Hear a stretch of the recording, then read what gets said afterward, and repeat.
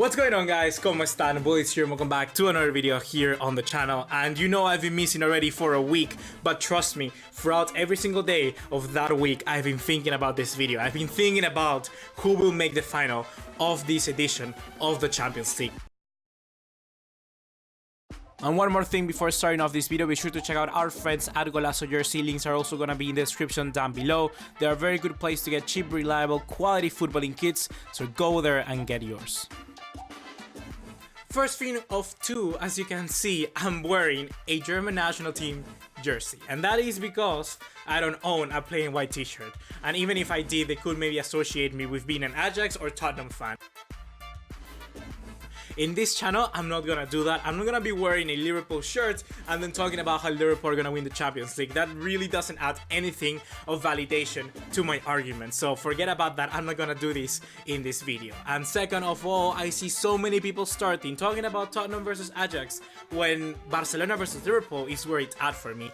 Honestly, when I take a look at this game, it has to be one of the tightest affairs I've seen in the European matchups in the last few years. Honestly, it's super tight.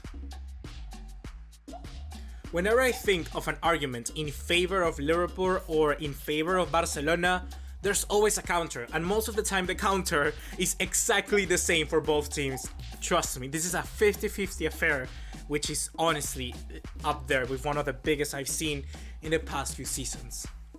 To make myself clear, let's start with the first argument that I want to discuss. The first topic that we need to weigh up when it comes to deciding which of these two teams is gonna go over to the final. The very first thing is that both teams have certainly been very good in attack last season. You know, your Liverpool with Salah, Mane, Firmino, and Barcelona with Suarez, Messi, and whoever is accompanying them.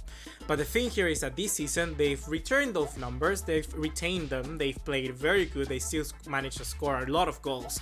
But defensively, they've improved a lot. Liverpool a little bit more than Barcelona. Barcelona don't have the numbers that Liverpool has this season. Liverpool are, if you don't know already, the top European club with most clean sheets this season.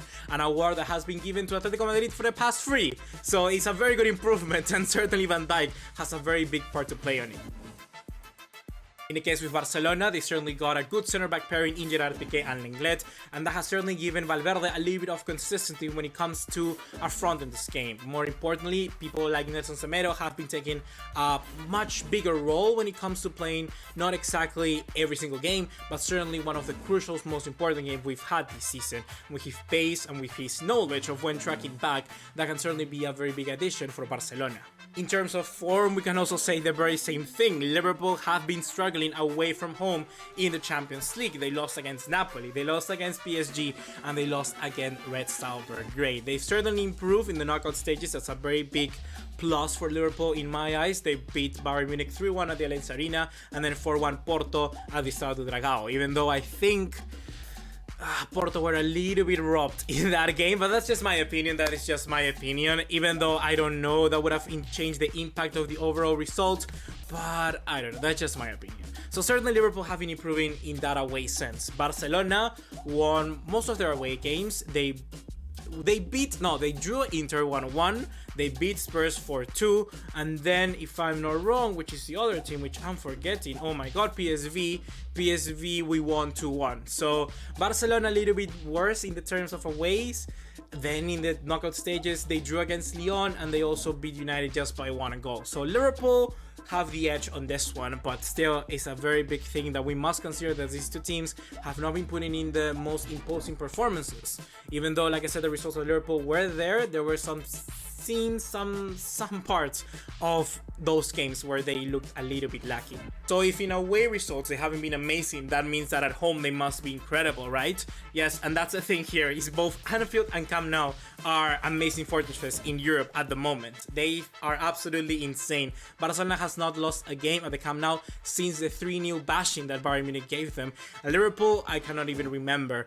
Anfield and the Camp Nou is going to be absolutely just stellar when it comes to these European matches, and it's going to be a very big part when it comes to deciding which team progresses to the final. Because at the end of the day, I think it's going to come down to each team's home leg. Barcelona, we're going to have to put in a perfect performance at the Camp Nou, and the very same thing with Liverpool at Anfield. And the final thing that I really equal on is that both teams, I don't know how, but this season they have this outer world spirit that just really wants them to win every single game. It's like they're destined to face each other, honestly, really. Liverpool, I don't know how in the world they got the win against Spurs. I honestly don't know. How in the world did that ball went through? And then Barcelona, how did they even come back against Villarreal 4-4? How did that even happen? Barcelona and Liverpool are winning matches when they don't really tend to deserve it, but that doesn't mean they're bad. That means they have something else about them. They have this kind of like effectiveness to them, this kind of pragmatism that really pulls them out of the line. And that is something that we must consider. If two teams have that, it's gonna be a very impressive game, I can tell you that. But the point in where I already start seeing a little bit of mismatch is when we start to analyze the quality of the players, which is something I gotta mention because so many people in the English media and stuff like that around the world have been saying that. Of course, you having Messi can give you an extra edge to them, and that's certainly something that Barcelona are gonna have to rely to. But Liverpool still have their own tools, some very good tools that can hurt Barcelona, so I wouldn't exactly pull them apart. But the real thing where it's different for me is that Liverpool are still battling out for the Premier League. On the other hand, Barcelona, they're already in the final of the Copa del Rey. They don't have to worry about that. And most importantly, La Liga is mostly over. Barcelona have the chance to win, on Saturday against Levante, and they're gone through. And they can even rely on Atletico Madrid losing points against the Real Valladolid, and they would even still be champions. There's no way that Barcelona right now are not going to win La Liga, and that means that they can rotate as much as they want, they can rest, but most importantly, their mental effectiveness, what they're thinking on their minds, is not La Liga anymore. They play La Liga matches just because they have to, like an obligation, but their mind is on the Champions League. And Liverpool cannot do that. Liverpool have to go Champions League, Premier League, Champions League, Premier League. They have to constantly do that. While Barcelona can afford themselves to really, I don't know, drink a martini and go to some resort in Cancun. They can do that, honestly, when it comes to La Liga. So with that being said, I'm going to give my prediction here that I believe Barcelona is going to go through. I believe that Barcelona can mount a very big challenge at the Camp Nou. That's something where I'm gonna really put all my chips on them and everything that I want to say, because it's all about that very first leg for me. If Liverpool managed to put 2 goals away, Barcelona can forget about going to the final, because Anfield is a really big, it's a really big obstacle that you need to go through. And I don't think that we have the ability to do that. I see so many people also saying the quality for Barcelona is not there, but the effectiveness of it is something new that we have added to our game. And I believe that that can be the key for Barcelona to pull through. And once again, I can just pull that wildcard if I have to and say we got the best player in the world, the best player ever in history, Lionel Messi. And that can certainly help us, I believe, hopefully, get to the final. And now, the other matchup, Tottenham versus Ajax.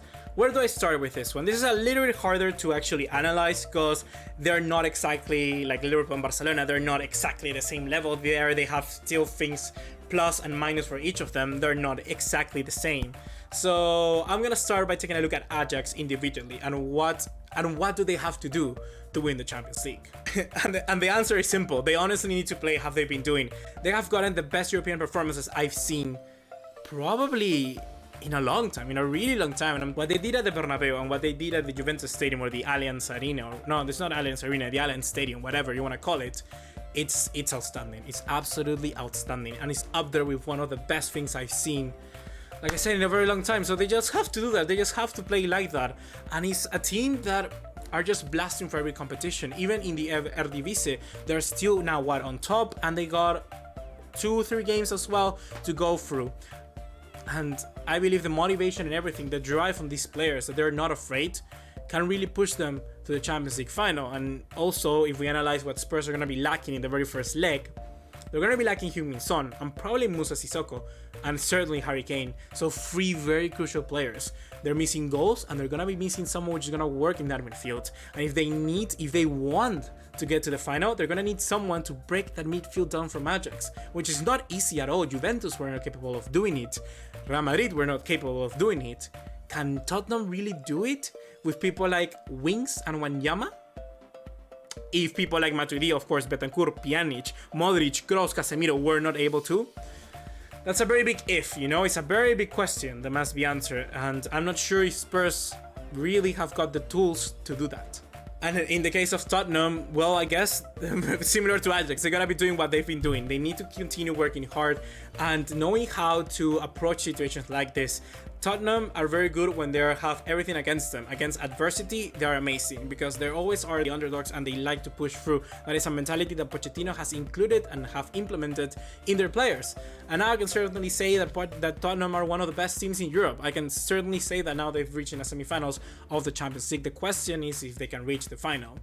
One thing that Ajax can do to help Tottenham in this instance is that Ajax, for all of the longest time, they have always been the underdogs. And this time, I believe that they actually are the favorites. I believe that people are actually seeing them and actually know what to expect. When people know what to expect of you, it's completely different because you have to deliver at such high quality, such high standard that it's just really hard. It's really hard. It can be a lot of pressure onto certainly people young like Matthijs de Ligt, like Van de Beek, like De Jong, even to people like Tadic, people of 30 years old. Amazing players, but they have never been at a quality at a stage like this one. So that can mount on them. I believe that certainly Spurs honestly are the underdogs in this one, and that's a benefit for them. With that being said, though, I believe that Ajax are going to pull through. I believe that Ajax can beat Spurs at their stadium and badly. I believe that they can beat them 3-1, and that's a very good result taking them to the Amsterdam Arena. So I'm not sure about that. But overall then, my final is gonna be Barcelona versus Ajax, a full-on cruise final, which is certainly what every football fan should actually want. And if you don't want it, then prepare to be amazed, because that will be two wonderful teams playing out football. It's not certainly Man City versus Barcelona, what I wanted to see at the start of the season, but Ajax can certainly, and probably a little bit more delivered than what City could have done at this stage. Who knows? Hot takes, that is my opinion. Well, leave me now all of your thoughts and comments down below. I want to know your predictions, everything. Engage with the audience, guys. Engage with it. Engage with it. You got every tool now at your disposal. Now communicate your thoughts. And well, with that being said, I'm going to be signing off, and hopefully you have enjoyed. See you in the next one. Take care. Ciao.